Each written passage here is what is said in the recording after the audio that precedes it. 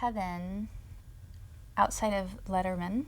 I was walking in. It might have been my first Letterman appearance, and fans line up outside on the street behind a rope. And there was like a 6'12" person standing there like an Amazon, and my publicist recognized him and said, "Kevyn, what are you doing standing out here?" And I didn't know who he was. And he was like, I've been stalking Julie. He's like, I'm a big fan. I want to do her makeup. Can I do her makeup? He had his makeup kit on him. And so she pulled him in, and I had no idea who he was. And we came upstairs, and I was dressing myself at that point. I had like a cardigan and a little sundress or something like I brought to wear. I had no stylists, no anything. I was fresh off the farm and didn't know anything about that whole world. And my label was in no hurry to tell me, P.S. And he did my makeup that night, and we became fast friends.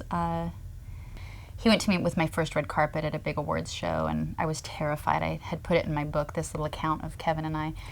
And we were in a limousine, and the limousine driver came back, and I had a panic attack, and I slammed the lock shut, and the driver was confused and like walked back up to the front thinking he hadn't unlocked the doors. And Kevyn kind of looked at me, my publicist looked at me like, what is her deal? And it just was all the flashing lights and people screaming, and I was just very uncomfortable with being stared at and looked at, and I was just from such a small other world. And again, the limo driver comes and opens the door, and I slam, and I panic, and I do it again, and he goes back again, this poor frustrated limo driver. And the third time the driver comes back, and I almost do it again, and Kevyn takes my hand, and he goes, "You're beautiful." He says, "Let your light shine." And he opened the door for me and wouldn't let me lock it, and took me by the hand and led me through the crowd. And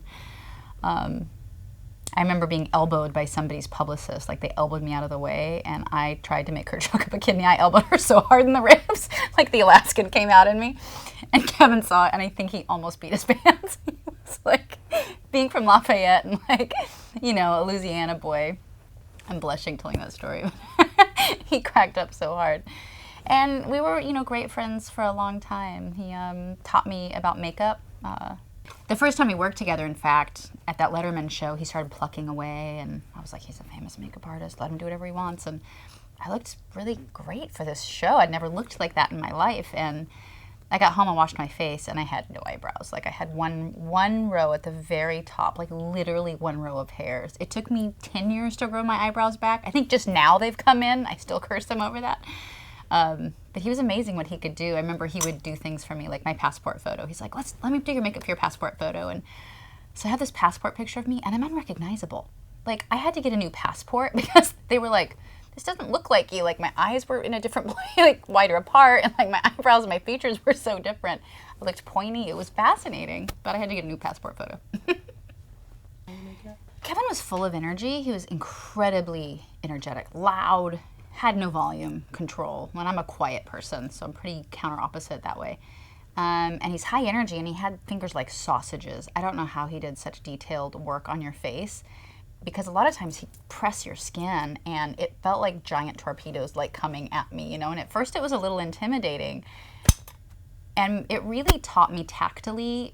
I could tell when somebody else did my makeup if I was going to like the makeup by where they were placing it with my eyes shut, because I learned by feeling his hands on my skin what was getting highlighted, what was getting accentuated, how broad the strokes were. Like, I learned his feel so much that it really educated me. But he was a very tactile, like, makeup artist, very, very hands-on, and these fingers would just come flying at your face, like, just shut your eyes and go with it. I can't tell you how many times I had to basically muzzle him when there was an artist that wasn't out, and we were on the same show together. Holy crap. Like, before Ricky Martin came out, I thought Kevyn was gonna just full out, attack him. He would be so loud, he was offended, because he knew what was it like. He knew what it was like to grow up in a small town in Louisiana where rednecks chased you in pickup trucks across fields. And he knew the voice that he had to go on Oprah with Eric and his mom and say, I'm a gay man and I have a family and I'm a normal human and I'm good at what I do. And he really felt a tremendous onus to be an example to kids that were suffering and struggling without any kind of voice, without any hope that they could do something successful and have a sense of freedom and fun in their life. And he deeply resented people that didn't have the courage to do that. And I loved that about him. But I had to muzzle him several times.